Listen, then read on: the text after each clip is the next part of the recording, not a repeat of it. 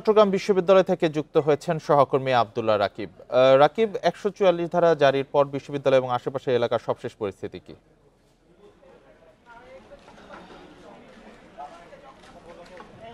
গতকাল রাতের যে সংঘাত হয় সেই সংঘাতের পরে আমরা দেখেছি আজ 12টার পরে শিক্ষার্থীদের সাথে ফের সংঘাতে জড়ায় স্থানীয়রা। এখন যে পরিস্থিতি, কিছুক্ষণ আগে বিশ্ববিদ্যালয় ক্যাম্পাসের ২ নম্বর গেট এলাকায় সেনাবাহিনী, র্যাব সহ আইন শৃঙ্খলা রক্ষাকারী বাহিনীর প্রায় বিশাল সদস্য এখানে আসে, কিন্তু তারা যখন প্রবেশ করে শিক্ষার্থীদের নানা রকম বিদ্রুপ করে এবং তারা যে ক্ষোভ জানায় যে দীর্ঘ সময় পরেও তাদেরকে আসলে পায়নি এবং ঘটনার শেষ পর্যায়ে অর্থাৎ বিকাল নাগাদ তারা এসেছে। এই নিয়ে আসলে ক্ষুব্ধ শিক্ষার্থীরা এবং তারা কিছুটা বাধা দেয় ঢুকতে। পরবর্তীতে শিক্ষার্থীদের আরেকটি দল তাদেরকে আসলে শান্ত করে পরবর্তীতে আইন শৃঙ্খলা রক্ষাকারী বাহিনীকে ভেতরে প্রবেশ করতে দেয়। বর্তমানে আইন শৃঙ্খলা রক্ষাকারী বাহিনী যারা এসেছে তারা ভেতরে প্রবেশ করেছে এবং হয়তোবা সাঁড়াশি অভিযান চালাবে। অস্ত্রধারী যারা আসলে হামলা চলেছিল তাদেরকে আসলে ধরার জন্য তারা আসলে এসেছেন। এবং তবে প্রশাসনের পক্ষ থেকে এখন পর্যন্ত কোনো ধরনের ব্যবস্থা বলতে যে বিষয়টি তদন্ত কমিটি কিংবা মামলা সেটা এখনো হয়নি। এবং দুপুর 2টার পরে যে 144 ধারা জারি করেছে, কিন্তু বিশ্ববিদ্যালয়ের যে জায়গায় আসলে সংঘাত 2 নম্বর গেট এলাকায় এখনো এখানে শিক্ষার্থীদের বিপুল সংখ্যক উপস্থিতি রয়েছে। শিক্ষার্থীরা এখন উত্তেজিত এবং তারা বলছেন গতকালের যে ঘটনাটি ঘটেছে এই ঘটনায় আসলে তারা সুষ্ঠু বিচার চান। এবং এখন পর্যন্ত আমাদের কাছে যে তথ্য রয়েছে বিশ্ববিদ্যালয়ের প্রায় 70 থেকে 80 জন শিক্ষার্থী অন্তত আহত হয়েছে। এর মধ্যে চট্টগ্রাম মেডিকেল কলেজ হাসপাতালে প্রায় 51 জনকে পাঠানো হয়েছে, যাদের অবস্থা কিছুটা গুরুতর। আমরা দেখেছি যখন সংঘর্ষ হয় তখন যারা বিশ্ববিদ্যালয়ের প্রশাসনের ছিলেন, বিশেষ করে বিশ্ববিদ্যালয়ের প্রক্টর, তিনি শিক্ষার্থীদেরকে আসলে নিরাপত্তা দেওয়ার জন্য তিনি চেষ্টা করেন। দফায় দফায় তিনি আইন শৃঙ্খলা রক্ষাকারী বাহিনীর কাছে সহায়তা চান, কিন্তু আমরা দেখেছি তাৎক্ষণিক সেই সহায়তা আসলে মিলেনি। আমরা চট্টগ্রাম রেঞ্জের ডিআইজি আহসান হাবিব পলাশ তার সাথে কথা বলেছি। তিনি যেটি বলছেন যে পুলিশের আসলে না আসার একটি কারণ ছিল যে গতকাল রাতে যখন পুলিশ আসে শিক্ষার্থীরা নানা ধরনের ব্যঙ্গ বিদ্রুপ করে, যার কারণে পুলিশ প্রশাসন থেকে মধ্যে একটি ধরনের অনীহা কাজ করেছিল। এবং তিনি বলেছিলেন যে বিকেলের পর থেকে আসলে পুলিশ প্রশাসন আসবে এবং সেটি আমরা দেখেছি বিকাল 4টার পরে ব্যাপক সংখ্যক পুলিশ সদস্য, ডিবি সদস্য, সেনাবাহিনীর সদস্যরা এখানে এসেছেন। কয়েকটি গাড়িতে আসলে তারা আসেন। এখন পর্যন্ত তারা আসলে বিষয়টি জানার চেষ্টা করছেন। গতকাল আসলে সেনাবাহিনী আসার পরে পরিস্থিতি নিয়ন্ত্রণে আসে। আমরা আসলে দেখানোর চেষ্টা করছি সেনাবাহিনীর সদস্যরা শিক্ষার্থীদের সাথে কথা বলছেন, যে ধরনের দেশীয় অস্ত্র শিক্ষার্থীদের উপরে ব্যবহার করা হয়েছে সেই বিষয়ে আসলে তারা হয়তো এখানে সাঁড়াশি অভিযান চালাবেন। এবং তবে এখন পর্যন্ত এই ঘটনায় কাউকে গ্রেফতার বা আটক করা হয়নি। সেনাবাহিনীর সদস্যরা যখন ক্যাম্পাসে প্রবেশ করে আমরা দেখেছি শিক্ষার্থীরা ক্ষোভ জানায় একটি কারণে যে দীর্ঘ সময় তাদেরকে আসলে পাওয়া যায়নি। তবে শিক্ষার্থীদের আরেকটি অংশ সেনাবাহিনীকে প্রবেশ করতে দেয়, পরবর্তীতে তারা এখানে প্রবেশ করে। এখন পর্যন্ত আমরা বিশ্ববিদ্যালয়ের প্রশাসনকে এখানে কাউকে দেখিনি। বিশ্ববিদ্যালয়ের প্রশাসন, আমরা সকালবেলা যেটি জানিয়েছি যে পুলিশ প্রশাসন বিশেষ করে আইন শৃঙ্খলা রক্ষাকারী বাহিনীর উপর ক্ষোভ জানিয়েছেন। গতকাল থেকে সেনাবাহিনী ছাড়া কারো কাছ থেকে কোনো সহায়তা পাননি। এবং আরেকটি বিষয় শিক্ষার্থীরা জানিয়েছেন, আগামীকাল 34 বছর পরে যে চাকসু নির্বাচনের তফসিল ঘোষণা হয়েছে, কাল থেকে সেটির ভোটার তালিকা প্রকাশ করা হবে যারা ভোটার, কিন্তু সেটিকে বানচাল করার একটি প্রচেষ্টা কিনা সেটি আসলে তারা প্রশ্ন করেছেন। এবং শিক্ষার্থীরা আসলে ক্ষোভ জানিয়েছেন যে আইন শৃঙ্খলা রক্ষাকারী বাহিনী দেরিতে কেন এসেছিল সেই প্রশ্ন তারা বারে রেখেছেন। এবং তারা বলছেন যে এটি দেশকে অস্থিতিশীল করার একটি অপচেষ্টা। আওয়ামী সন্ত্রাসীরা, স্থানীয় সন্ত্রাসীরা স্থানীয়দের সাথে মিশে গিয়ে শিক্ষার্থীদের উপরে হামলা চালিয়েছে বলে তাদের অভিযোগ। তবে গতকাল যে শিক্ষার্থীদের সাথে সংঘাত হয়েছিল তখন আসলে শিক্ষার্থীদের সংঘাতের সময় স্থানীয়দের কিছু বাড়িঘরও ভাঙচুর হয়, কিন্তু আজ যখন শিক্ষার্থীদেরকে এই এলাকা থেকে নিয়ে যাওয়ার জন্য বিশ্ববিদ্যালয়ের প্রশাসন আসে তখন আসলে তারা চেষ্টা করছিল যে এই শিক্ষার্থীদের নিরাপদে সরিয়ে নেওয়া, কিন্তু আমরা দেখেছি যখনই নিরাপদে সরিয়ে নেই ঠিক তাৎক্ষণিক সময়ে আসলে এলাকাবাসী থেকে আসলে ইটপাটকেল নিক্ষেপ করা হয়, সাংবাদিকদের উপরে হামলা করা হয় এবং ধারালো অস্ত্র বিশেষ করে রামদা সহ নানা ধরনের দেশীয় অস্ত্র নিয়ে শিক্ষার্থীদের উপর হামলা করে। আমরা বিকাল পর্যন্ত দেখছি শিক্ষার্থীদের রক্তাক্ত অবস্থায় নিয়ে যেতে সেনাবাহিনী একটি গলিতে প্রবেশ করছেন এবং সাথে সাধারণ শিক্ষার্থীরাও রয়েছেন। তবে এখন পর্যন্ত এখানে যে পরিস্থিতি দেখছি শান্ত রয়েছে। তবে শিক্ষার্থীরা যে দাবি জানাচ্ছেন যে যারা অস্ত্রধারী শিক্ষার্থীদের উপর হামলা চালিয়েছিল তাদেরকে গ্রেফতার করার জন্য প্রশাসন হয়তো সেই কাজটি করতে যাচ্ছে আমরা মনে হচ্ছে আপাত দৃষ্টিতে এখন পর্যন্ত। বিশ্ববিদ্যালয় প্রশাসন আসলে স্থানীয়দের সাথে বারে বারে এই ধরনের সংঘাতের ঘটনায় তারা আসলে স্থানীয়দের সাথে আসলে এই বিষয়টা নিয়ে মীমাংসার চেষ্টা করছিলেন। পরবর্তীতে আসলে এই ঘটনা নিয়ে যখন আজকে বৈঠকে বসেছিল স্থানীয় প্রশাসন, তাৎক্ষণিক সময়ে শিক্ষার্থীদের আসলে একটি খবর আসে যে শিক্ষার্থীদের উপর হামলা করার জন্য প্রস্তুত হচ্ছে। এরপরই আসলে সংঘাতের শুরু দ্বিতীয় দফায়। এখন পর্যন্ত শিক্ষার্থীদের আমরা যারা আহত আছে তাদেরকে চিকিৎসা দেওয়া হচ্ছে। এখানে বিভিন্ন হলের বিভিন্ন অনাবাসিক শিক্ষার্থীরা এখানে এসেছেন এবং আইন শৃঙ্খলা রক্ষাকারী বাহিনী এই মুহূর্তে অভিযান পরিচালনা করছেন। রাকিব, আপনি বলছিলেন যে অভিযান পরিচালনা করছে, এখন পর্যন্ত তো কাউকে আটক করা হয়নি, তো আপনি কি দেখতে পাচ্ছেন, সেনাবাহিনীদের তৎপরতা কি দেখতে পাচ্ছেন? সেনাবাহিনী আসলে কিছুক্ষণ আগে এখানে এসে পৌঁছান এবং তারা ভেতরে প্রবেশ করেছেন। এখানে যেহেতু একটি স্থানীয় এলাকা, একটি জোবরা গ্রাম, যেখান থেকে ডক্টর ইউনূস তার গ্রামীণ ব্যাংকের কার্যক্রম শুরু করেন সেই এলাকায়, এবং তার স্বজনরাও এখানে আছেন বলে আমরা জানতে পেরেছি। এবং এখানে আসলে বিভিন্ন গলি আছে, সেই গলিগুলোতে অভিযান পরিচালনা করছে আইন শৃঙ্খলা রক্ষাকারী বাহিনী। বিভিন্ন ভাগে ভাগ হয়ে এই অভিযানগুলো পরিচালনা করছে। আমরা দেখেছি এখানে আসলে রণক্ষেত্র পরিণত হয়েছে, এখানকার বিভিন্ন জায়গায় আগুন ধরিয়ে দেওয়া হয়েছে। এটি আসলে স্থানীয়রাও শিক্ষার্থীদের বাঁচতে দেওয়ার কারণে করে থাকতে পারে। তো এখন পর্যন্ত আইন শৃঙ্খলা রক্ষাকারী বাহিনী মাত্র এসেছেন, তারা কাজ করছেন, তবে এখন পর্যন্ত কাউকে আটক করা হয়নি। শিক্ষার্থীরা বলছেন যে যারা অস্ত্রধারী ছিল, বিশেষ করে দেশীয় অস্ত্র নিয়ে এসেছেন, তাদেরকে আসলে চিহ্নিত করে। আমরা দেখেছি যখন হামলা চালায় তাদের মুখে আসলে মুখোশ পরা ছিল, তারা আসলে পরিচয় গোপন করার জন্য এই কাজটি করে থাকতে পারেন বলে শিক্ষার্থীরা জানিয়েছেন। এবং আমরা দেখছি সাধারণ শিক্ষার্থীরা প্রশাসনের সাথে, অর্থাৎ যারা আইন শৃঙ্খলা রক্ষাকারী বাহিনী এসেছে তাদের সাথে আসলে তর্কে লিপ্ত হয়েছেন, কারণ তারা ক্ষোভ, তাদের মধ্যে যে ক্ষোভ গতকালকে থেকে এখন পর্যন্ত আসেননি, সেটার জন্য আসলে তারা ক্ষোভ জানাচ্ছেন। তবে শিক্ষার্থীদের আরেকটি অংশ তাদেরকে নিবৃত্ত করার চেষ্টা করছে এবং এখন পর্যন্ত শিক্ষার্থীরা আসলে লাঠি সোঁটা নিয়ে এখানে আছে। এখানে পুরো সড়ক জুড়ে ইট পাটকেল ছড়িয়ে আছে এবং পুলিশ প্রশাসন ভেতরে যাওয়ার চেষ্টা করছেন এবং তারা আসলে স্লোগান দিয়ে প্রশাসনের প্রতি ক্ষোভ জানাচ্ছেন। এবং আমরা দেখেছি পুলিশ প্রশাসনের যে কারণে বলেছিলেন যে চট্টগ্রাম রেঞ্জের ডিআইজি যে শিক্ষার্থীদের কাছ থেকে অসহযোগিতামূলক আচরণ পাচ্ছেন, এই কারণে আসলে তারা এই কাজটি করেছেন। ফলে এখন পর্যন্ত যে তারা বলছেন যে শিক্ষার্থীরা যে দাবিগুলো জানিয়েছেন, 4 দফা দাবি, সে একই দাবি শিক্ষার্থীরা এখনো আছেন এবং শিক্ষার্থীরা বলছেন যে যারা জড়িত, যারা অস্ত্রধারী, যারা শিক্ষার্থীদের উপর হামলা করছেন, তাদেরকে আসলে আইনের আওতায় নিয়ে আসার জন্য প্রশাসন অভিযান চালাচ্ছেন। আসলে অভিযানের পরে আমরা জানতে পারবো এই ঘটনায় তারা কয়জনকে আটক করেছেন। চট্টগ্রাম বিশ্ববিদ্যালয়ের শিক্ষার্থীদের সঙ্গে স্থানীয়দের সংঘর্ষের জেরে 144 ধারা জারি হয়েছে, সবশেষ পরিস্থিতি জানাচ্ছিলেন সহকর্মী আব্দুল্লাহ রাকিব। রাজশাহী বিশ্ববিদ্যালয়ের প্রথম বর্ষের শিক্ষার্থীদের রাকসু নির্বাচনে ভোটার করার দাবিতে কোষাধ্যক্ষের কার্যালয়ে ছাত্রদলের দেয়া তালা ভেঙে ভেতরে প্রবেশ করেছে সাধারণ শিক্ষার্থীরা। এ সময় এক পাশে অবস্থান নিয়েছেন ছাত্রদলের নেতাকর্মীরা, অন্যদিকে কার্যালয়ের গেট সহ অন্য পাশে অবস্থান নিয়ে আছেন সাধারণ শিক্ষার্থীরা। এছাড়া বন্ধ রয়েছে শেষ দিনের নির্বাচনী মনোনয়নপত্র বিতরণ কার্যক্রম। এর আগে সকাল 9:30টার দিকে কোষাধ্যক্ষের কার্যালয়ের সামনে অবস্থান নেয় ছাত্রদল। এক পর্যায়ে মনোনয়নপত্র বিতরণের কার্যালয়ে তালা ঝুলিয়ে দেয় তারা। এ ঘটনায় রাকসু নির্বাচনের মনোনয়নপত্র তুলতে আসা সাধারণ শিক্ষার্থীদের সাথে ছাত্রদল নেতাকর্মীদের মধ্যে উত্তেজনা তৈরি হয়। পরিস্থিতি নিয়ন্ত্রণে রাখতে দুই পক্ষের সঙ্গে আলোচনা করবে বিশ্ববিদ্যালয় কর্তৃপক্ষ।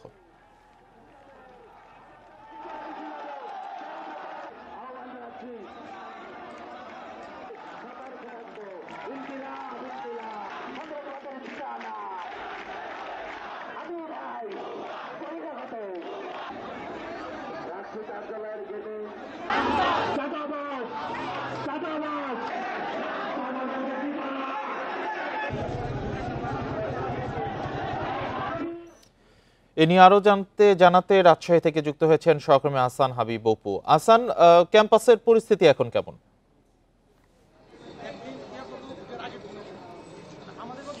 আসলে এখন থেকে 2 ঘন্টা আগের চিত্র আর এখনকার চিত্র একেবারেই আলাদা। দুপুর 2টা পর্যন্ত এই জায়গাতে ছাত্র দল এবং সাধারণ শিক্ষার্থীদের মধ্যে প্রচণ্ড উত্তেজনাকর পরিস্থিতি ছিল, ধাক্কাধাক্কি হয়েছে। বড় ধরনের সংঘাত না হলেও এই এলাকায় এক পক্ষ আরেক পক্ষকে ধাক্কাধাক্কি এবং সাধারণ শিক্ষার্থী এবং ছাত্রদল নেতাকর্মী পরবর্তীতে শিবিরে এসে এখানে অংশ নেয় এবং সব মিলিয়ে এক ধরনের উত্তেজনাকর পরিস্থিতি ছিল এখানে। তবে দুপুর 2টার পরেই, দুপুর 2টার দিকেই মূলত এইখানে আবারও যেটি মনোনয়নপত্র প্রদানের যে কার্যক্রম সেটি শুরু হয়েছে। এখন অনেকটাই উৎসবমুখর বলা যায়, যে যারা মনোনয়নপত্র উত্তোলন করবেন তারা এখানে আসছেন, ব্যাংকে টাকা জমা দেওয়ার যে কাগজ নিয়ে তারা মনোনয়নপত্রটি সংগ্রহ করছেন। এই কার্যক্রমটি চলছে। আর সকাল থেকে, তবে এরই মধ্যে যেটি ছাত্রদলের সাথে যে বিরোধটা চলছিল, ছাত্রদল নেতাকর্মীরা এখান থেকে গেট থেকে তালা তাদের ভাঙার পর মূলত তারা বাইরে অবস্থান নিচ্ছেন এবং এই কার্যালয়ের সামনেই কোষাধ্যক্ষের যে কার্যালয় সেখানেই মনোনয়নপত্র বিতরণের কার্যক্রম চলছে। পাশেই তারা অবস্থান নিয়েছে, এখানে নেতাকর্মীরা তারা এই মুহূর্তে আছেন। আর এর পাশাপাশি যেটি পাশেই চলছে কার্যালয়ের ভেতরে মনোনয়নপত্র বিতরণের যে কার্যক্রম সেটি চলছে। আর আরও আশপাশে আমরা যেটি দেখতে পাচ্ছি, বিভিন্ন রাজনৈতিক দলের ছাত্র সংগঠনের নেতাকর্মীরা আশপাশে আছেন এবং যারা নির্বাচনে অংশ নিতে চাচ্ছেন তারাও মনোনয়নপত্র সংগ্রহ করার কার্যক্রম করছেন। তো সকাল থেকে দুপুর পর্যন্ত যেহেতু মনোনয়নপত্র বিতরণ কার্যক্রম বন্ধ ছিল, এই প্রেক্ষিতে নির্বাচন কমিশন তারা সভায় বসে আজকে বিকেল 5টা পর্যন্ত যে মনোনয়নপত্র বিতরণের সময়সীমা ছিল সেটি 2 ঘন্টা বাড়িয়েছে। সন্ধ্যা 7টা পর্যন্ত এই মনোনয়ন কার্যক্রম যেটি মনোনয়নপত্র বিতরণের সেটি চলবে। আর এর বাইরে যেটি তারা সবাই সিদ্ধান্ত নিয়েছেন যে এই যে দাবিতে ছাত্রদল আন্দোলন করছে, তাদের যে অবস্থান কর্মসূচি সেটি হলো প্রথম বর্ষের শিক্ষার্থীদের ভোটার করার যে দাবি, সেই প্রসঙ্গ নিয়ে তারা উপাচার্যের সাথে দেখা করতে গেছেন এবং সেখানে আলোচনা করবেন। আলোচনার প্রেক্ষিতেই মূলত সিদ্ধান্ত নেবেন যে তারা এই সুযোগটি আছে কিনা। এই বিষয়টি নিয়ে আমি বিভিন্ন ছাত্র সংগঠনের সাথেও কথা বলছিলাম, যেটি ছাত্র দল যেই দাবিটি করছেন, সাধারণ শিক্ষার্থীদের মধ্যে তাদের মাথায় এইটি এসেছে যে মূলত নির্বাচনকে কোনো কারণে পিছিয়ে দেওয়ার কোনো প্রক্রিয়া, কোনো ষড়যন্ত্র কিনা সেই সন্দেহটি করছে সাধারণ শিক্ষার্থীরা। যে কিছুক্ষণ আগে এইখানে পাশে এসেছিলেন ছাত্র শিবিরের নেতা কর্মীরা, ছাত্র শিবির রাজশাহী বিশ্ববিদ্যালয়ের সাধারণ সম্পাদকের সাথে কথা হচ্ছিল। তারা বলছেন প্রথম বর্ষের শিক্ষার্থীরা ভোটার হোক সেটি নিয়ে তাদেরও আপত্তি নেই, তবে সেই প্রক্রিয়াটা বিশ্ববিদ্যালয় কর্তৃপক্ষকেই করতে হবে। সেই ক্ষেত্রে তারাও ছাড় দিতে রাজি আছে, তবে তারা শান্তিপূর্ণভাবে এবং নির্ধারিত সময়েই যাতে নির্বাচনটি হয় এটি নিশ্চয়তা চাচ্ছেন। এবং আমরা সমন্বয়ক সহ আরও অনেকের সাথে কথা বলছি, তাদের মূল দাবিটাই হচ্ছে যে কোনো কারণেই যাতে এই নির্বাচনটি, যে 25 তারিখে যে নির্বাচন হওয়ার কথা, কোনোভাবেই যাতে এটি পিছিয়ে না যায়, সেটি হচ্ছে তাদের দাবি। রাকসু নির্বাচন ঘিরে উত্তেজনার বিষয়ে জানাচ্ছিলেন সহকর্মী আহসান হাবিব অপু। জাহাঙ্গীরনগর বিশ্ববিদ্যালয়ের কেন্দ্রীয় শিক্ষার্থী সংসদ জাকসু নির্বাচনের আনুষ্ঠানিক প্রচার শুরু হয়েছে। তবে ভোটারদের হালনাগাদ আইডি সঙ্গে রাখার সিদ্ধান্ত এবং ভোটের আগে ক্যাম্পাসে ছুটি ঘোষণা করলে ভোটার উপস্থিতি কম হওয়ার শঙ্কা প্রার্থীদের। সব পক্ষের সঙ্গে আলোচনা করে সমস্যার সমাধানে ব্যবস্থা নেওয়া হবে বলছে নির্বাচন কমিশন। 33 বছর পর অনুষ্ঠিত হতে যাচ্ছে জাকসু নির্বাচন। পুরো ক্যাম্পাসে এখন নির্বাচনী আমেজ। শুক্রবার বিকাল থেকে শুরু হয়েছে প্রার্থীদের আনুষ্ঠানিক প্রচার। এবার ভোটার 11,919 জন। ভোট গ্রহণ করা হবে 11 সেপ্টেম্বর। তবে ওই দিন কিছু বিভাগের পরীক্ষা রয়েছে। এছাড়া বিভিন্ন কারণে ভোটার উপস্থিতি কম হতে পারে বলে শঙ্কা প্রার্থীদের। ভোটের আগে যদি 5-6 দিন ছুটি দিয়ে দেয় তাহলে অনেক শিক্ষার্থী কিন্তু বসে থাকবে না ভোটের জন্য, তারা কিন্তু বাসায় চলে যাবে। তো আমার কাছে মনে হয় বিশ্ববিদ্যালয় প্রশাসন যদি নির্বাচনের 2 দিন অথবা 1 দিন ছুটি রাখে তাহলে মনে হয় শিক্ষার্থীরা এই জিনিসটা ক্যাম্পাসে থাকবে এবং ভোট দিতে তারা আগ্রহ প্রকাশ করবে। 2 বছর আগে যারা ভর্তি হয়েছে তারা তো নতুন হলে শিফট হয়েছে, যারা একটা বিশাল সংখ্যক শিক্ষার্থী। এখন এই যারা হল চেঞ্জ করেছে তাদের আইডি কার্ড তো আর সবাই আপডেট করেনি বা হল থেকে ওইটা প্রোভাইড করা হয়নি। এখন এরা আবার হচ্ছে এই হ্যাসেলমেন্টটা নিবে কিনা। হল clearance, academic clearance, voter ID, আমাদের যে আইডি কার্ড রিনিউ, এগুলো করতেছে, এগুলো অনেক হ্যাসেলের ব্যাপার। একজন ভোটারকেও এখন শুনতেছি যে ভোট দিতে গিয়ে এগুলো করতে হবে। যদি এগুলো হয় তাহলে আমাদের কাছে মনে হয় যে এই বিশ্ববিদ্যালয়ে প্রায় 12,500-এর উপরে ভোটার, সেই ভোটারের 30% আসলে সেদিন ভোট দিতে আসবে। নির্বাচন কমিশন বলছে ভোটারদের উপস্থিতি নিশ্চিত করতে শিক্ষার্থীদের হালনাগাদ আইডি কার্ড দেয়া এবং ভোটের দিন একাডেমিক কার্যক্রম বন্ধ রাখার নির্দেশনা দেয়া হয়েছে। আমাদের ছুটি যেটা এখন আমরা চিন্তা করে রেখেছি যে শুধু নির্বাচনের দিন, তার আগে একদিন দেয়া প্রয়োজন হয় বা দুদিন দেয়া প্রয়োজন হয়, তাহলে আমরা সেইভাবে প্রার্থীদের মতামতের উপরে ভিত্তি করেই আমরা সিদ্ধান্ত নেব। ডাকসু নির্বাচনে প্রার্থীদের প্রচার চলবে 9 সেপ্টেম্বর পর্যন্ত। এবার ভিপি পদে 10 ও জিএস পদে 9 জন সহ 25টি পদে মোট প্রার্থী 179 জন। Independent news. কৃষিবিদ ঐক্য পরিষদ ঘোষিত 3 দফা দাবি বাস্তবায়নে রেলপথ অবরোধ করে বাংলাদেশ কৃষি বিশ্ববিদ্যালয়ের শিক্ষার্থীরা। এতে ঢাকা ময়মনসিংহ ট্রেন চলাচল বন্ধ হয়ে যায়। সকাল 11:30টার দিকে ময়মনসিংহের জব্বারের মোড়ে রেলপথ অবরোধ করলে আটকা পড়ে বেশ কয়েকটি ট্রেন। আন্দোলনরত শিক্ষার্থীরা জানান, কৃষি সম্প্রসারণ অধিদপ্তর ডিএই, বিএডিসি ও অন্যান্য গবেষণা প্রতিষ্ঠানের 10ম গ্রেডের পদ কেবল কৃষিবিদদের জন্য উন্মুক্ত রাখতে হবে। এছাড়া কোনো ডিপ্লোমাধারীরা তাদের নামের পাশে কৃষিবিদ লিখতে পারবেন না। এদিকে ডিপ্লোমাধারীদের অযৌক্তিক দাবির প্রতিবাদ ও কৃষিবিদ ঐক্য পরিষদ ঘোষিত 3 দফা দাবিতে পটুয়াখালী ঢাকা মহাসড়ক অবরোধ করে পটুয়াখালী বিজ্ঞান ও প্রযুক্তি বিশ্ববিদ্যালয়ের শিক্ষার্থীরা। এতে সড়কে 1 ঘন্টা বন্ধ থাকে যান চলাচল।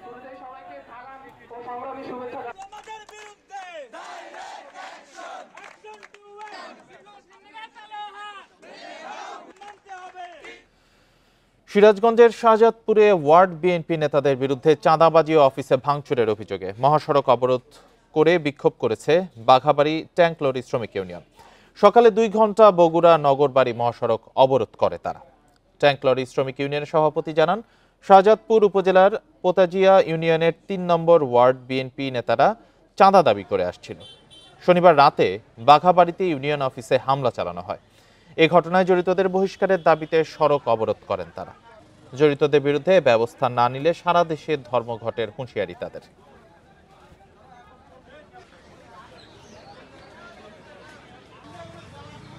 প্রশাসন যদি তাদের চাঁদাবাজি চিহ্নিত করে আইনের আওতায় না আনে, প্রয়োজন হলে সারা বাংলাদেশ তেল সেক্টরের শ্রমিকরা কর্মবিরতিতে বসে থাকবে। কারণ তেল সেক্টরের শ্রমিক দেশের স্বার্থে কাজ করে, রাষ্ট্রীয় স্বার্থে কাজ করে। এবার দেখবেন ডেঙ্গু পরিস্থিতি নিয়ে প্রতিবেদন।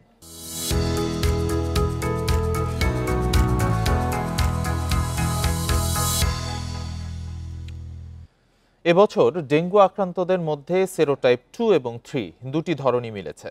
এই দুটিকেই ঝুঁকিপূর্ণ বলছেন জনস্বাস্থ্য বিশেষজ্ঞরা। 2023 সালে দেশের ইতিহাসে সবচেয়ে বেশি 1700 মানুষের মৃত্যু হয়েছিল সেরোটাইপ 2-তে। তবে পূর্ণাঙ্গ ধরন শনাক্ত না হওয়ায় ডেঙ্গুর প্রতিরোধে ঘাটতি থেকেই যাচ্ছে। দেশে কত শতাংশ ডেঙ্গু রোগী কোন সেরোটাইপ দিয়ে আক্রান্ত হচ্ছে তা শনাক্ত করে আইইডিসিআর, যার উপর নির্ভর করে ডেঙ্গুর ভয়াবহতা। 2023 সালে দেশের ইতিহাসে সবচেয়ে বেশি 1700 মানুষ ডেঙ্গুতে মারা যান। সে বছর 75% বেশি সেরোটাইপ ডেন 2-তে আক্রান্ত হয়েছিলেন। আর 2024 সালে 70% আক্রান্ত হন ডেন 3-তে। এবছর পাওয়া গেছে দুটো ধরনই। বিশেষজ্ঞরা বলছেন, ডেঙ্গুর 4টি ধরন রয়েছে। এর মধ্যে একটিতে পজিটিভ হলে পরবর্তীতে ওই ধরনটিতে আবারও আক্রান্ত হওয়ার সম্ভাবনা তেমন নেই। তবে দ্বিতীয়বার ডেঙ্গু আক্রান্ত হলে রোগীর শারীরিক অবস্থা হতে পারে গুরুতর। বরগুনাতে পেয়েছি সেরোটাইপ 3 এবং সেরোটাইপ 2। আর টোটালটা হয়তো আরো কয়েকদিন পরে পাওয়া যাবে। এটা হচ্ছে আপনার যখন বরগুনাতে আউটব্রেকটা হলো, ডেঙ্গুর অনেক রোগী পাওয়া গেল, মৃত্যুবরণ করলো। আর সম্ভবত এই সেরোটাইপ 2 এবং 3 সারা দেশে আছে। পুরো পিকচারটা আরো কয়েকদিন পরে জানাবো। জনস্বাস্থ্য বিশেষজ্ঞ বলছেন, কোনো বছরই পূর্ণাঙ্গভাবে ডেঙ্গুর ধরন নির্ণয় করা যায়নি এখনো, যে কারণে প্রতিরোধে থেকে যাচ্ছে ঘাটতি। এভিডেন্স যদি না থাকে কোন টাইপ দ্বারা আক্রান্ত হয়েছে, কত লোক কোন টাইপ দ্বারা কতবার আক্রান্ত হয়েছে, এগুলো কোনো তথ্যই আমাদের কাছে নেই। তার মানে আমরা অন্ধকারে আছি। আসলে আমাদের এভিডেন্স জেনারেট করার জন্য প্রত্যেকবার টাইপিং করা দরকার। এটা জাতীয়ভাবে এমনভাবে করা দরকার যাতে করে বাংলাদেশের পুরো চিত্র আমরা পাই। এবছর 30 আগস্ট পর্যন্ত ডেঙ্গুতে আক্রান্ত হয়েছেন 30,908 জন আর প্রাণহানি 118 জনের। আফসানা ফিরোজ জুই, ইন্ডিপেন্ডেন্ট নিউজ, ঢাকা। দেশে উদ্ভূত পরিস্থিতিতে এই মুহূর্তে জামায়াতে ইসলামীর সাথে বৈঠক করছেন প্রধান উপদেষ্টা। এরপরে বৈঠক করবেন বিএনপি ও এনসিপির সঙ্গে। এ নিয়ে আরো জানাতে সেখান থেকে যোগ দিয়েছেন সহকর্মী রেজওয়ানুল হক। রেজওয়ানুল হক, প্রথম বৈঠকটি জামায়াতে ইসলামের সাথে প্রধান উপদেষ্টার হচ্ছে। জামাতের প্রতিনিধি দলের সাথে কারা এসেছেন, কি অবস্থা এখনকার সে জায়গার?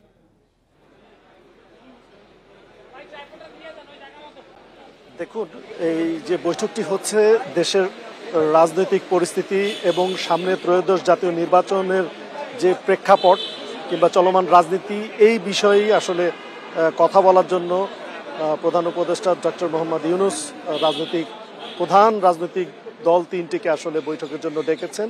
এরই প্রেক্ষাপটে রাজনৈতিক দলগুলো প্রধান উপদেষ্টার বাসভবন যমুনায় এসে উপস্থিত হবেন।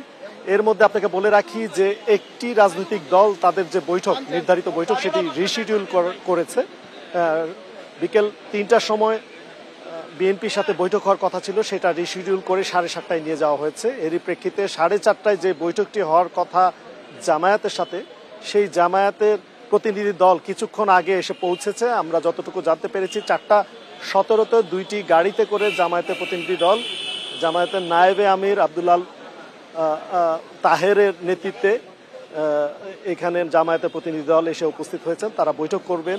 আপনি জানেন যে 29 আগস্ট গণ অধিকার পরিষদের নেতা নূরকে পেটানোর কারণে যে উদ্ভূত পরিস্থিতি সৃষ্টি হয়েছে, দেশ জুড়ে আলোড়ন সৃষ্টি হয়েছিল, সমালোচনার ঝড় উঠেছে, সেটি ছাড়াও নির্বাচন পরিস্থিতি, দেশে চলমান রাজনীতি, সবকিছু মিলিয়ে আসলে রাজনৈতিক দলগুলোর সাথে বৈঠকের জন্য ডক্টর মোহাম্মদ ইউনূস এই প্রধান তিনটি রাজনৈতিক দলের সাথে বৈঠক করার ঘোষণা দিয়েছিলেন আগে। এরই প্রেক্ষিতে বৈঠকটি হচ্ছে। আর জামায়াতের সাথে আসলে কি কথা হচ্ছে এবং কি কথা হবে এবং তাদের আসলে রাজনৈতিক বৈঠকের যে ফলাফল, সেটি আসলে বেরিয়ে আসার পরে, সাংবাদিকদের সাথে কথা বলার পরে আমরা জানতে পারবো। রেজানুল হক জানাচ্ছিলেন জামাত ইসলাম ও প্রধান উপদেষ্টার বৈঠক সম্পর্কে। ফেনীতে একটি হাসপাতালে সিজারের সময় রোগীর পেটে গজ রেখেই সেলাই করা 7 মাস পর অস্ত্রোপচার করে গজটি বের করা হয়েছে। ভুক্তভোগী রোগী ফরিদার পরিবার অভিযোগের পর গত বৃহস্পতিবার গজটি বের করা হয়। এ ঘটনায় আলকেমি হাসপাতাল কর্তৃপক্ষের বিরুদ্ধে ফেনী সিভিল সার্জন কার্যালয়ে লিখিত অভিযোগ দিয়েছে রোগীর পরিবার। এতে বলা হয়, গত 3 ফেব্রুয়ারি প্রসূতি ফরিদা ইয়াসমিন হাসপাতালে ভর্তি হন। ওই দিনই গাইনি বিশেষজ্ঞ সার্জন ডাক্তার তাসলিমা আক্তার তার সিজার করেন। এ সময় ভুলবশত রোগীর পেটে গজ রেখেই সেলাই করেন চিকিৎসক। এরপর থেকে ফরিদা নিয়মিত পেটে ব্যথা সহ নানা ধরনের শারীরিক সমস্যায় ভুগছিলেন। এ ঘটনায় জেলা সিভিল সার্জন 5 সদস্যের তদন্ত কমিটি গঠন করেছে। আগামী 10 কর্মদিবসের মধ্যে প্রতিবেদন দিলেই প্রয়োজনীয় ব্যবস্থা নেওয়া হবে বলে জানান সিভিল সার্জন।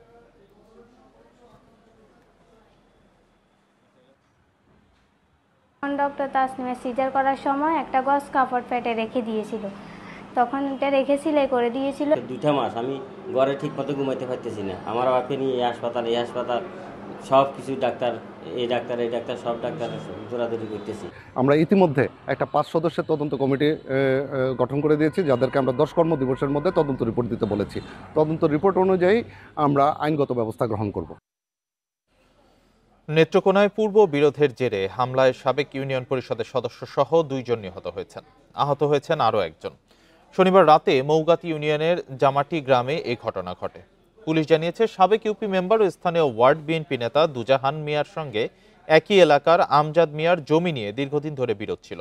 এরই জেরে শনিবার রাত 8:45টার দিকে জেলা বিএনপি সম্মেলন শেষে বাড়ি ফেরার পথে ধারালো অস্ত্র দিয়ে দুজাহানের উপর হামলা চালায় দুর্বৃত্তরা। উদ্ধার করে হাসপাতালে ভর্তি করা হলে চিকিৎসক তাকে মৃত ঘোষণা করেন। এর পরপরই দুজাহানের সমর্থকদের হামলায় আমজাদের সমর্থক নূর মোহাম্মদ ও রফিক মিয়া আহত হন।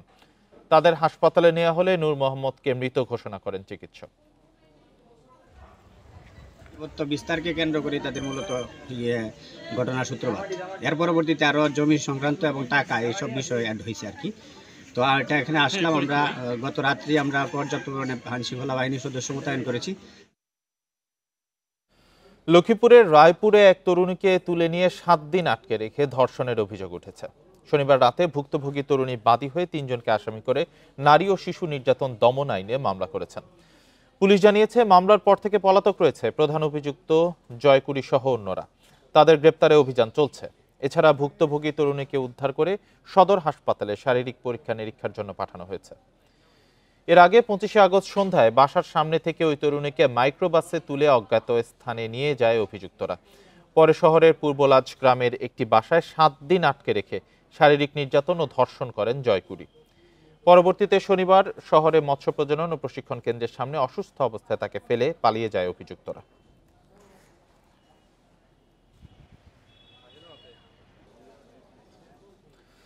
তিন মাস বন্ধ থাকার পর আগামীকাল থেকে পর্যটক ও বনজীবীদের জন্য উন্মুক্ত হচ্ছে সুন্দরবন। বন বিভাগ জানায়, প্রতি বছর 1 জুন থেকে 31 আগস্ট পর্যন্ত 3 মাস সুন্দরবনে পর্যটন ও মাছ ধরা বন্ধ থাকে। এ সময় বনের মাছ, কাঁকড়া ও অন্যান্য প্রজাতির প্রজননকাল হওয়ায় এই সিদ্ধান্ত কার্যকর থাকে। ফলে বন্যপ্রাণীরা অবাধে বিচরণ করতে পারে এবং তারা নিরাপদে প্রজনন করতে পারে। সেই সাথে বনের নদী খালে আগামীতে মাছের উৎপাদনও অনেকাংশে বেড়েছে বলেও ধারণা করছে বন বিভাগ। সোমবার থেকে বনজীবী ও পর্যটকরা যথাযথ নিয়মকানুন মেনে সুন্দরবনে প্রবেশ করতে পারবেন। জেলেদের জন্য জেলে পাস এবং পর্যটকদের জন্য পারমিটের নিয়ম অব্যাহত থাকবে। নিরাপত্তার স্বার্থে বনরক্ষী দল সব সময় টহলে থাকবে বলে জানিয়েছে বন বিভাগ।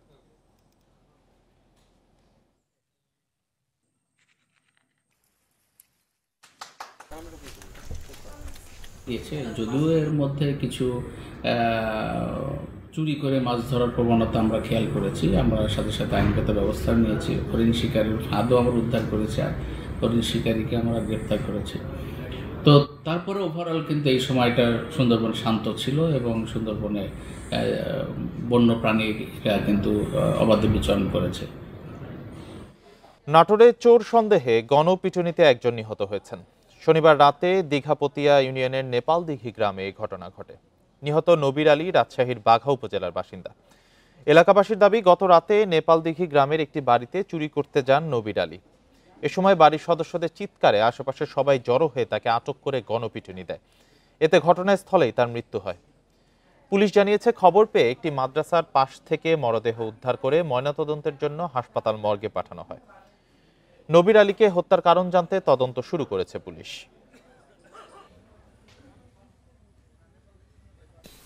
নেপাল দিঘি নামক গ্রামে আমরা উপস্থিত হই। এখানে এসে নবীর আলী নামে একজন ব্যক্তিকে মৃত অবস্থায় দেখতে পাই। তো আমরা প্রাথমিকভাবে জেনেছি এর বাড়ি রাজশাহী জেলার বাঘা থানাতে। নারায়ণগঞ্জের সোনারগাঁওয়ে দলিল লেখক মোশাররফ হোসেন ভূঁইয়া হত্যা মামলায় একজনের মৃত্যুদণ্ড, স্ত্রী শাহিনুর আক্তারকে যাবজ্জীবন কারাদণ্ড দিয়েছে আদালত। দুপুরে অতিরিক্ত জেলা ও দায়রা জজ আদালতের বিচারক আমিনুল হক এ রায় দেন। মামলার বিবরণীতে বলা হয়, নিহতের স্ত্রী শাহিনুরের সাথে রিপন মিয়ার প্রেমের সম্পর্ক ছিল। দুজন মিলে দলিল লেখক মোশাররফকে খাবারের সাথে নেশা জাতীয় দ্রব্য মিশিয়ে তাকে অচেতন করে। পরে বালতির পানিতে চুবিয়ে ও গলায় তার পেঁচিয়ে শ্বাসরোধে হত্যা করে আসামিরা। এ ঘটনায় 10 জনের সাক্ষ্য গ্রহণ শেষে রিপন মিয়াকে মৃত্যুদণ্ড ও শাহিনুরকে যাবজ্জীবন কারাদণ্ড দেওয়া হয়। রায় ঘোষণার সময় আসামি রিপন মিয়া আদালতে উপস্থিত থাকলেও পলাতক রয়েছেন শাহিনুর আক্তার।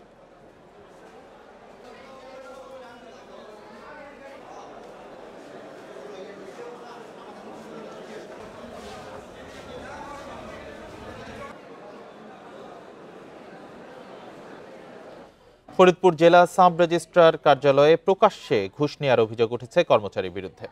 গ্রাহকদের অভিযোগ, দলিল রেজিস্ট্রি, জেলা উপজেলার জমির নকল সহ রেকর্ড রুম থেকে কাগজ পেতে ঘুষ ছাড়া কোনো কাজই হয় না। দুর্নীতি করে ভুয়া দলিল তৈরির অভিযোগও রয়েছে।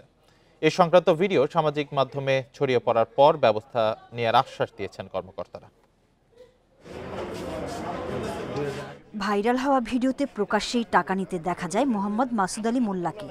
ফরিদপুরের জেলা রেজিস্ট্রার কার্যালয়ে সম্প্রতি ঘটেছে এই ঘুষ লেনদেন। গ্রাহকরা জানান, জমির নকল তুলতে দিনের পর দিন ঘোরার পর বাধ্য হয়ে টাকা দিতে হয় রেকর্ড রক্ষককে। এভাবে সরবরাহ করেন জমির ভুয়া দলিলের নকল। আমি ওনাকে দলিল বাবদ 2000 টাকা ওই দিন দেই, এরপর 2 সপ্তাহ পরে আরো 2000 টাকা দেই। বলতেছে বারবার খালি সময় নিচ্ছে আর দিচ্ছে না। মাসুদ মিয়াকে এটা পরিপূর্ণ দায়ভার, উনি এটা কিভাবে করলো, কেন করলো, এটা ওনার জবাবদিহিতে চাই আর ওনার বিচার চাই। ঘুষ নেওয়া ছাড়া মাসুদ মোল্লার বিরুদ্ধে ভুয়া সনদে চাকরি নেওয়ার অভিযোগ ওঠে, তবে এসব অস্বীকার করেন তিনি। এবং ওই টাকাটা আমার ব্যাগে ছিল জোর করে, আমি কিন্তু যেভাবে করছে ওনার আমি বড় ভাই শ্রদ্ধা করতাম, বাঙালি চাকরি করছি তো ওইভাবে যে উনি ওইভাবে দিবে জোর করে দিচ্ছে, এই জায়গায় এইভাবে দিচ্ছে। দেওয়ার পরে পরক্ষণে যখন দেখলাম যে এই অবস্থা, তখন উনি বিকাশ নাম্বার দিয়েছে, আমি টাকাটা ব্যাগে দিয়ে। এদিকে সামাজিক যোগাযোগ মাধ্যমে টাকা নেওয়ার দৃশ্য ছড়িয়ে পড়ায় ব্যাখ্যা দিতে বলা হয়েছে তাকে। সেই সাথে অভিযোগ তদন্ত করে ব্যবস্থা নেওয়ার আশ্বাস জেলা রেজিস্ট্রারের। কি সুবিধা কি অসুবিধা, কারণ আমরা তো কিছু জানি না, আপনারাও জানেন না, তাই না? আমরাও জানি না। তাকে সে ব্যাপারে চিঠি দিয়েছে এবং 3 দিনের ভিতরে সে উত্তর দেবে, না হলে আমাদের যে বিভাগীয় ব্যবস্থা সেটা নেওয়া হবে। বিষয়টা যদি প্রমাণিত হয়, আমি ভারপ্রাপ্ত কর্মকর্তা সদর মহাফেজখানা এবং সাব রেজিস্ট্রার সদরকে এ বিষয়ে আমি তাতে শোকজ করে তার কাছ থেকে জবাব আহরণ করতে বলবো। ফরিদপুর জেলা রেজিস্ট্রার অফিসের সেবা গ্রহীতা 5 জেলার প্রায় 1 কোটি মানুষ। Independent news. বিশ্বের সেরা 100 কন্টেইনার হ্যান্ডলিংকারী বন্দরের তালিকা লয়েডস লিস্টে এক ধাপ পিছিয়েছে চট্টগ্রাম। চট্টগ্রাম বন্দরের নতুন অবস্থান এখন 68তম। 2024 সালের কন্টেইনার পরিবহন সহ বিভিন্ন সূচকের প্রেক্ষিতে এই তালিকা প্রকাশ করেছে লন্ডন ভিত্তিক শিপিং বিষয়ক সংবাদ মাধ্যম লয়েডস লিস্ট। শনিবার রাতে এই তালিকা তাদের ওয়েবসাইটে প্রকাশ করা হয়েছে। তালিকায় শীর্ষ স্থানে রয়েছে চীনের সাংহাই, দ্বিতীয় স্থানে আছে সিঙ্গাপুর। লয়েডস লিস্টের তথ্য অনুযায়ী 2024 সালে চট্টগ্রাম বন্দর 32,75,687 একক কন্টেইনার হ্যান্ডলিং করেছে। 2023 সালে চট্টগ্রাম বন্দরে 30,50,793 TEUS কন্টেইনার ওঠানামা করেছিল। সেই হিসেবে কন্টেইনার পরিবহন 7.4% বেড়েছে।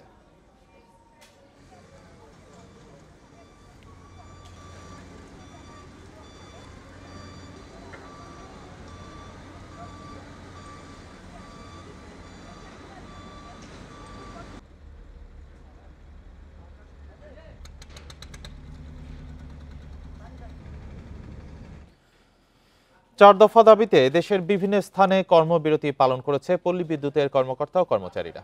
সকাল থেকে দুপুর পর্যন্ত লক্ষ্মীপুর পল্লী বিদ্যুৎ সমিতির সামনে কর্মবিরতি পালন করেন তারা। এ সময় বক্তারা পল্লী বিদ্যুৎ সমিতির অনিয়ম ও দুর্নীতি তুলে ধরেন। এছাড়া কেন্দ্রীয় শহীদ মিনারে আন্দোলনরত 80টি পল্লী বিদ্যুৎ সমিতির কর্মকর্তা কর্মচারীদের সাথে একাত্মতা প্রকাশ করেন। দাবি না মানা পর্যন্ত আন্দোলন চালিয়ে যাবার ঘোষণা তাদের। ঘুষ দুর্নীতি বন্ধ সহ 4 দফা দাবিতে ঠাকুরগাঁওয়ে কর্মবিরতি পালন করেছে পল্লী বিদ্যুৎ সমিতির কর্মকর্তা কর্মচারীরা। দ্রুত দাবি বাস্তবায়নের আহ্বান তাদের।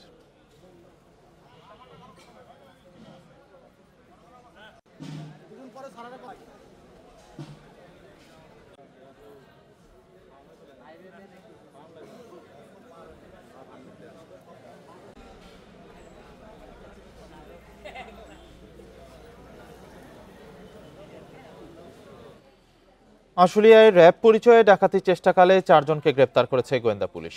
শনিবার রাতে আশুলিয়ার বাইপাইল মোড় থেকে তাদের গ্রেপ্তার করা হয়। সাভার সার্কেলের অতিরিক্ত পুলিশ সুপার শাহিনুর কবির জানান, সম্প্রতি সাভার আশুলিয়া অঞ্চলে আইনশৃঙ্খলা বাহিনীর সদস্য পরিচয়ে বিভিন্ন যানবাহনে ডাকাতির ঘটনা ঘটে। এসব ঘটনায় জড়িতদের ধরতে কাজ শুরু করে ঢাকা জেলা উত্তরের ডিবি পুলিশ। পরে তথ্য প্রযুক্তির সহায়তা এবং গোপন সংবাদের ভিত্তিতে আশুলিয়ার বাইপাইল মোড়ে অভিযান চালিয়ে 4 ডাকাত সদস্যকে গ্রেপ্তার করা হয়। উদ্ধার করা হয় 2টি র্যাবের পোশাক, ওয়াকিটকি এবং একটি চাকু। তাদের বিরুদ্ধে দেশের বিভিন্ন থানায় ডাকাতির মামলা রয়েছে বলে জানিয়েছে পুলিশ।